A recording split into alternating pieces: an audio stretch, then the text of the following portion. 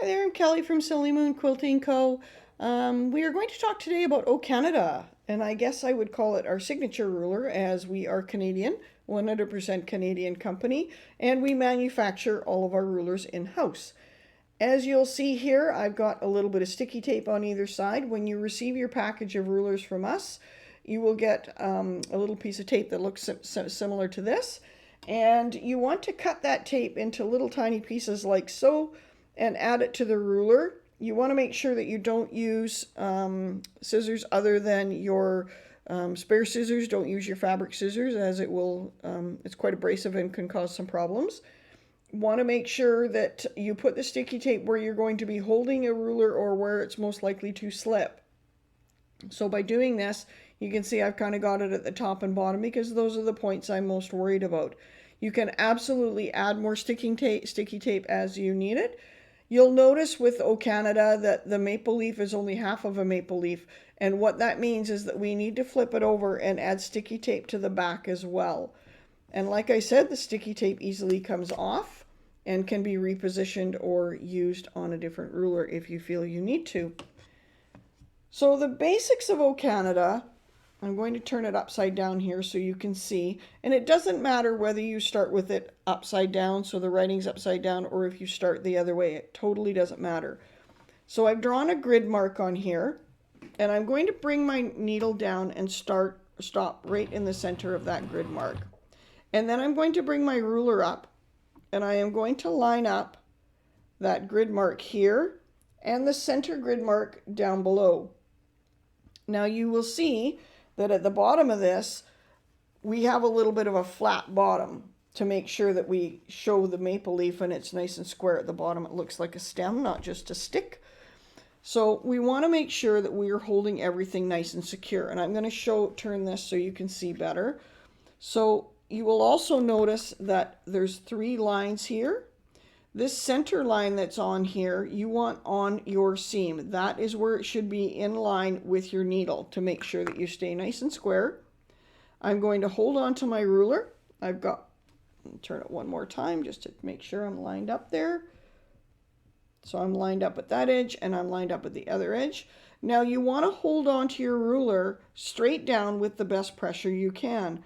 So I'm going to hold it down here and I'm going to hold it here, but my palm of my hand is actually holding this side as well.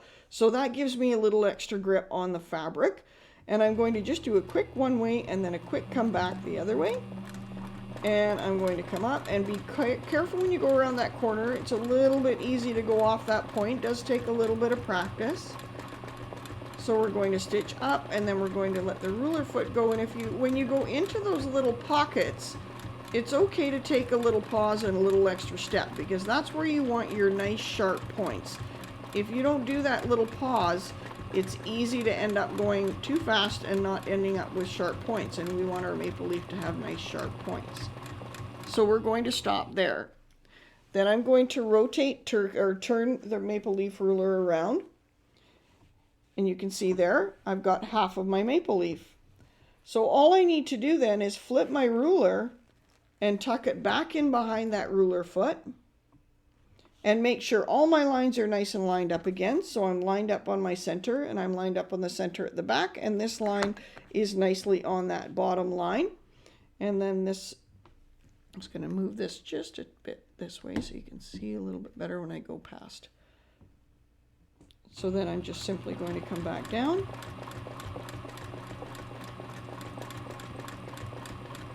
Come around that bottom corner. Like I said, stop in there if you need to. And you don't have to be doing this at Mach 9. This one you want to make sure you stay nice and accurate. Otherwise you'll end up with something that doesn't quite look like a maple leaf. And then you'll come back down. And that will end up, because we did the little back and forth there, let me pull that out and show you, you end up with your perfect maple leaf. Now, what's a really cool design to do, and it's quite simple, is we've got our grid pattern here. So I'm just going to repeat that design all the way around. And because of the nature of the ruler, it ends up creating a really cool little center design. So I'm just going to really quickly do this. Making sure you're lined up in the center so that you stay nice and square.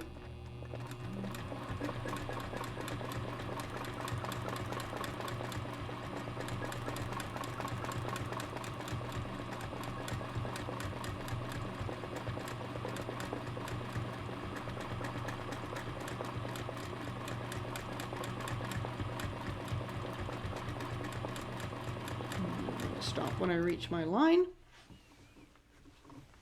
If you want to rotate this, you can. If you get really good at it, you won't need to.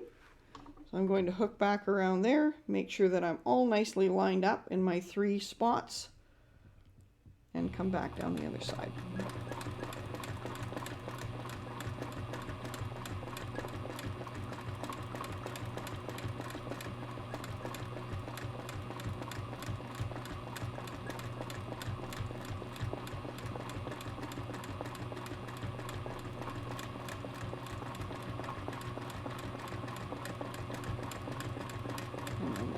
Back down to my edge.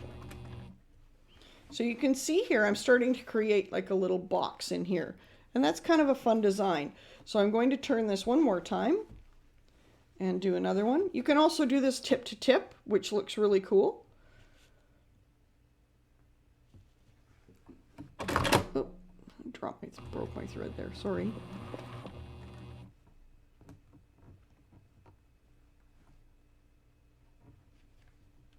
Make sure that I'm all nicely lined up.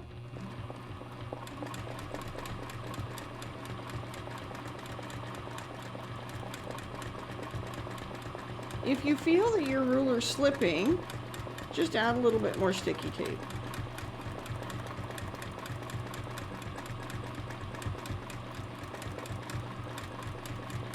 I'm going to stop there. I'm going to turn that so you can see what I'm doing. And then I'm going to flip that ruler, hook back up, make sure I'm all nice and lined up on all 3 of my points again, and then come back down the other side.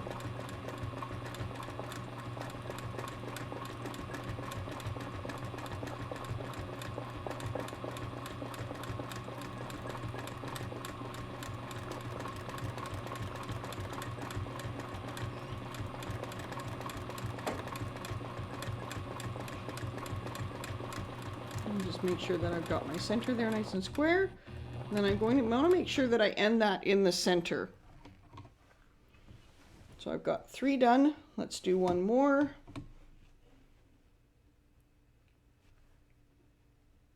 Everything nice and centered and lined up. Back and forth.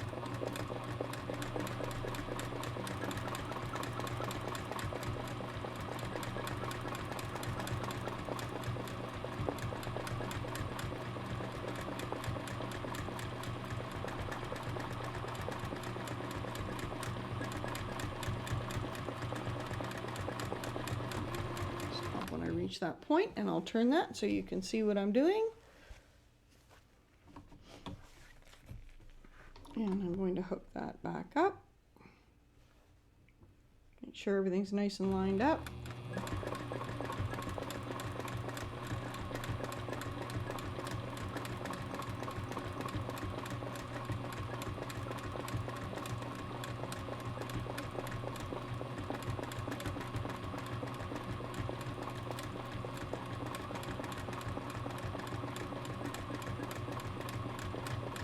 And then back over to my starting point.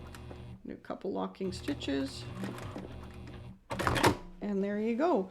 So you end up with this really cool little center part, and it's kind of a neat design. So you're going to use the single maple leaf, or you can do 4, and you can also do them so that the points are in the center. So you would just do it this way, starting this way in the center and working the opposite way around.